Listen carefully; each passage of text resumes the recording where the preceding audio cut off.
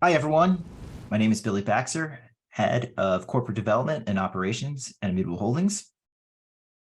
And I'm Jordan Freed, Chairman and CEO of Immutable Holdings. And welcome back to another weekly roundup with Immutable Holdings. So we took off a week there just because obviously we're busy internally taking care of a bunch of stuff. So Jordan, given that we've kind of been off from doing these, figured there's a lot of stuff in the news that we can probably cover just because things have been really active. So we got a couple of topics I wanted to, kind of cover with you. A lot of it's interrelated with each other. I guess first and foremost, if anyone's been living under the rock the past couple of weeks, there's a looming banking crisis that's been taking place. At this point, some of it has been diverted, but there's still some impacts that it's having, not just crypto, but also in the larger economy. Also kind of related to that, there's some news that came out of the Federal Reserve last week as far as their approach around interest rates. That's also having an impact on broader markets and then trickling down to crypto. And then on top of it, there's also been a lot of regulatory actions specifically within the US. So Jordan, with all that being said, pick your poison. Which one do you want to kind of roll with first? Yeah, listen. I mean, I have so much to say, so I'll try to be I'll try to be very concise with it. But we're living in a period in time, Billy, where the entire global economy is obviously at the whims or operates at the whims of whatever fiscal policy happens to be country to country, and of course the largest and most important economies, obviously those of the Western world, the G7 countries, predominantly led by the United States, and its fiscal policy has been just ridiculously aggressive and careless. And I think it's clear has shown cracks and has our leaders have made mistakes. The head of the Fed and the head of the Treasury in particular.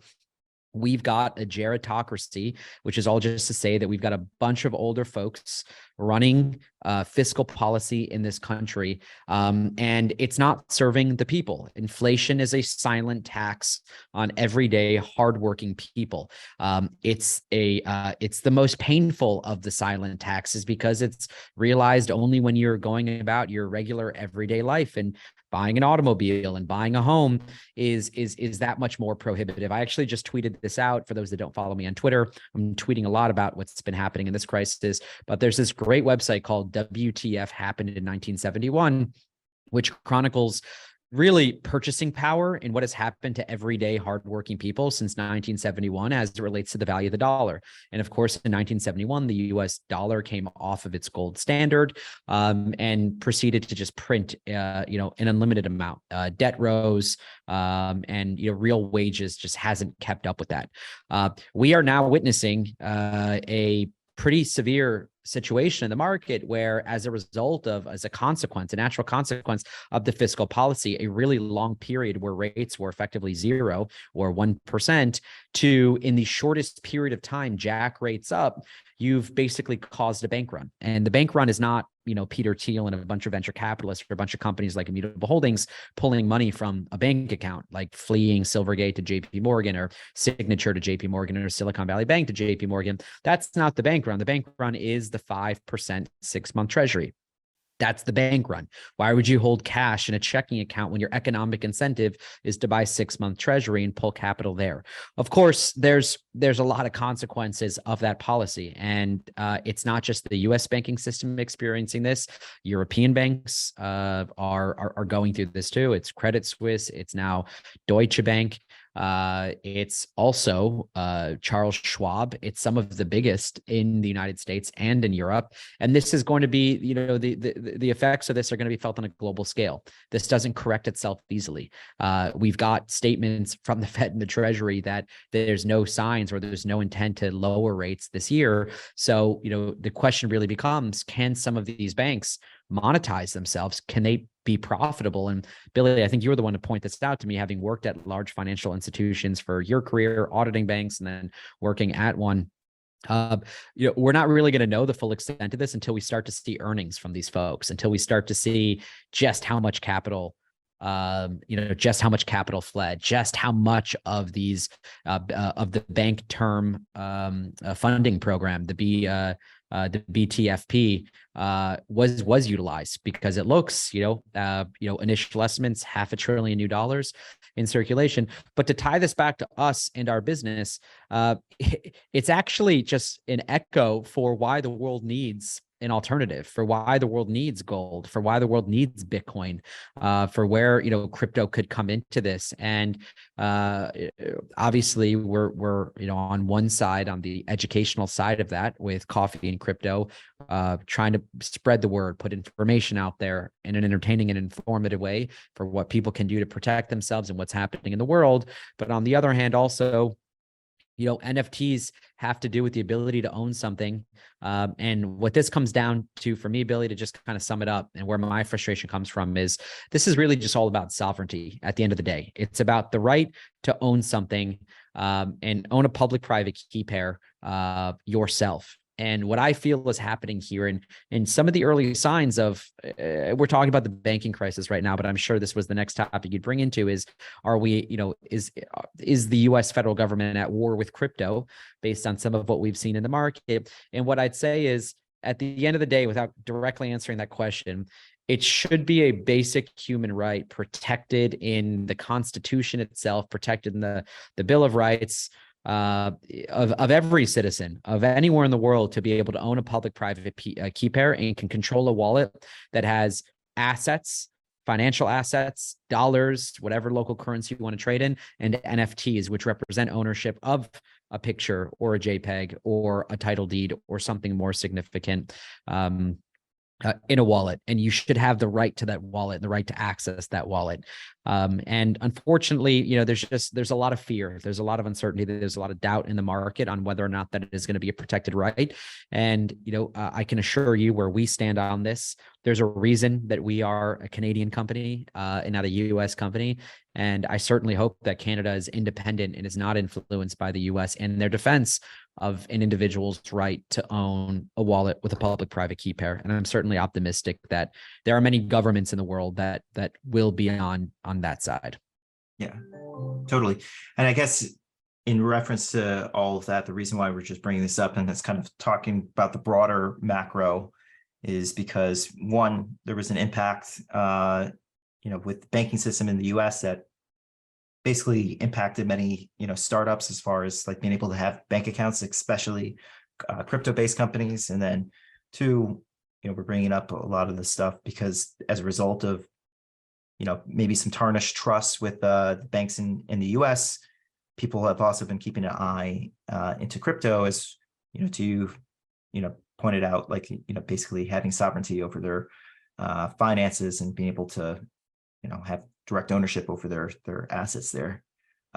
So I guess, Jordan, to piggyback off of this too, probably should highlight some of the recent developments over the past week on the regulatory front. I know you kind of briefly touched upon it there, but I guess just for our audience here, what are kind of like your big takeaways from some of the developments? Especially, we saw a lot of activity taking place on the Securities and Exchange Commission within the US the past week. Yeah, listen, it's one of disappointment. As an American born and raised, I reside in Puerto Rico to some extent, but that's still within the United States.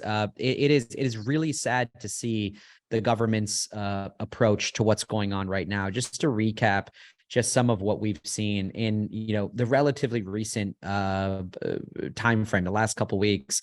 It was an SEC lawsuit against Paxos for their issuance of Binance USD, SEC targeting Kraken, Gary Gensler labeling all crypto except for Bitcoin as a security, Senate committee holding a hearing on BTC's environmental impact, a Biden bill targeting crypto miners on tax, New York Attorney General declaring ETH a security. That was, I think, somewhat careless in its language, but happened nonetheless. SEC blocking a BTC ETF, Silvergate collapsing after an SEC investigation, a court blocking Binance's purchase of Voyager out of bankruptcy. The OCC lets crypto bank trust charter applications expire. And then Coinbase, of course, getting the SEC Wells notice, and then the SEC targeting some crypto influencers.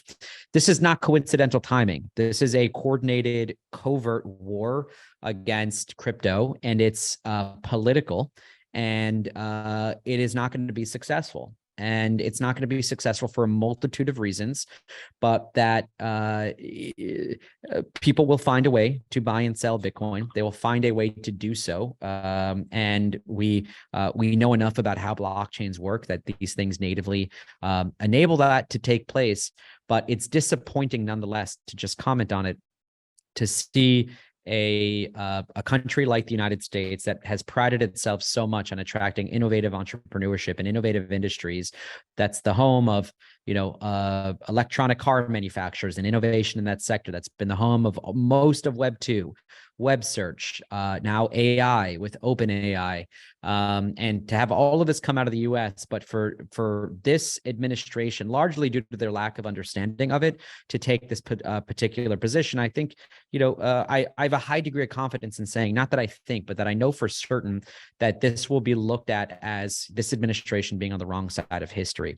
We're very confident in our ability to operate. This Coinbase case, if it does go to trial, will go for years in the court system before there's some conclusive decision that's made there.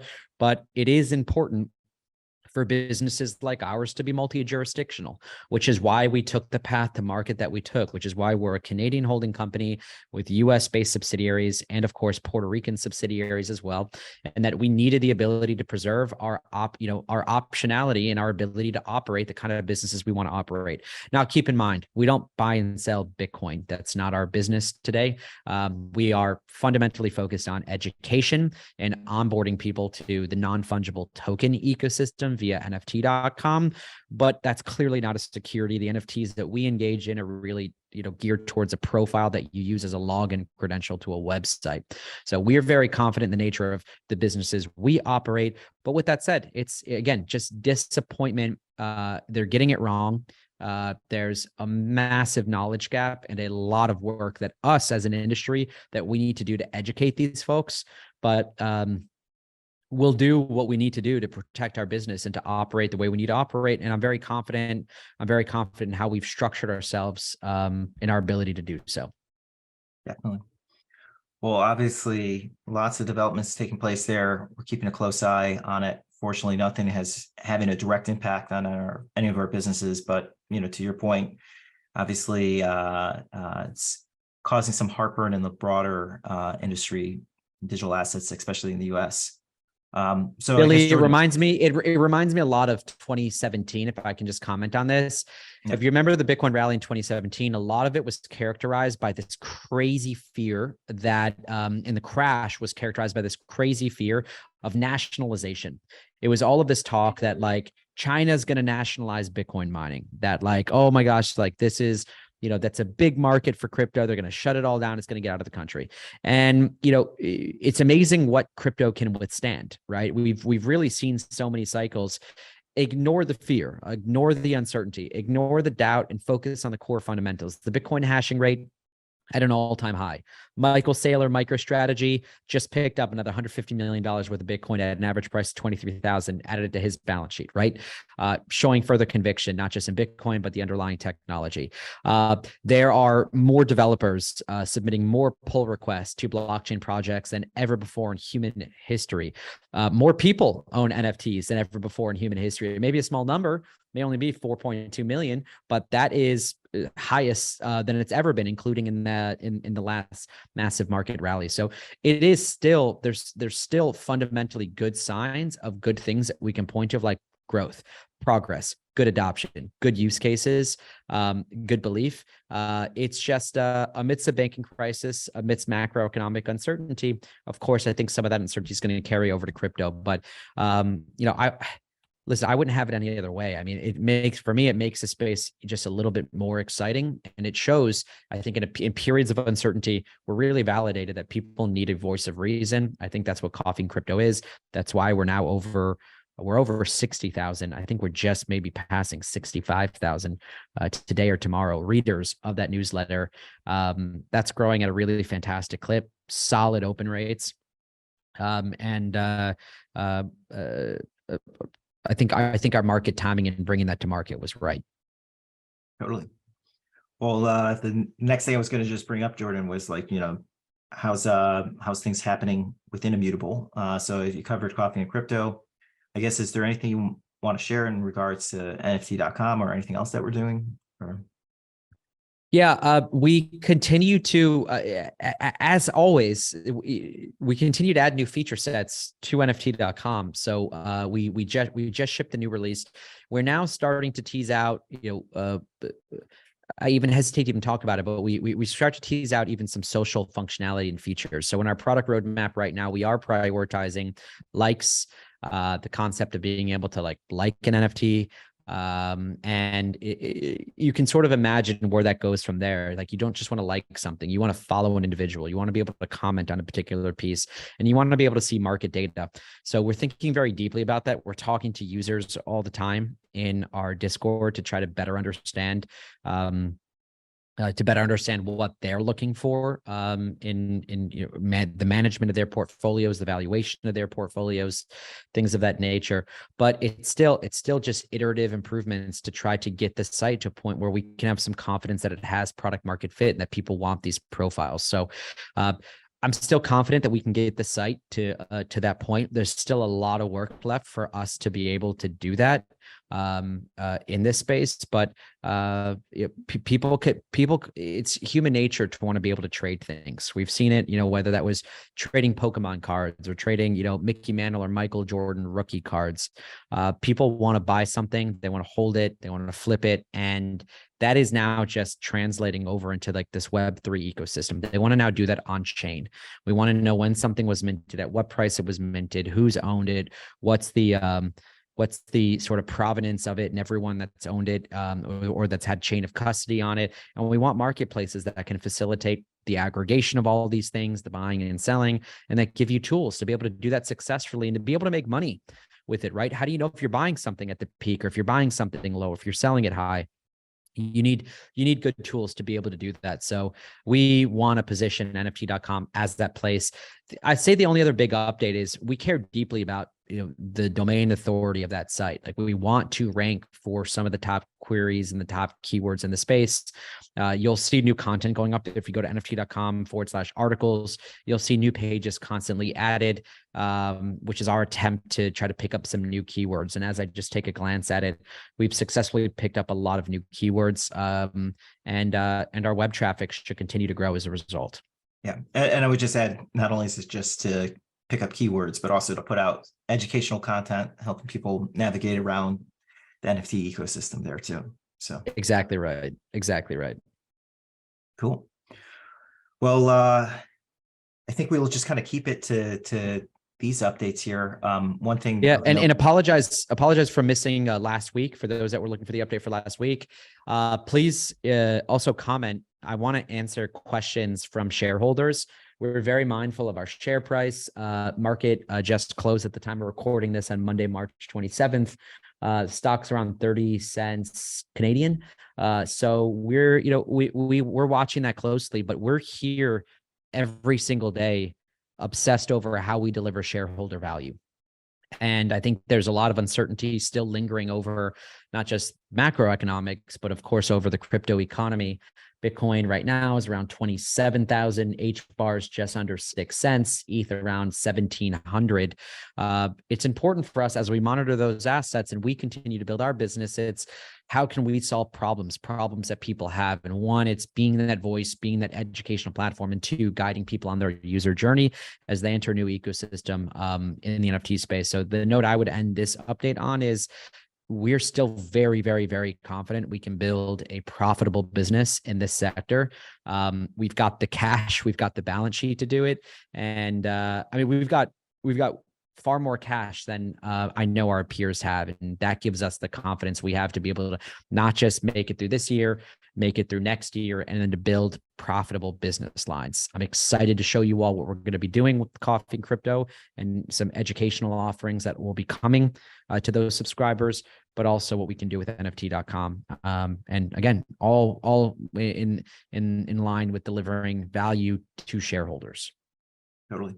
And I guess also on that note too, I was going to mention that with this final week of March, we're beginning to prepare everything to release our annual report, annual financial statements. So by the time we record next week's episode, we'll be able to make some further commentary around that. So, well, Jordan, I think that's it, as far as all we had for this week. So want to thank everyone for tuning in. And as always, be sure to like, comment, and subscribe.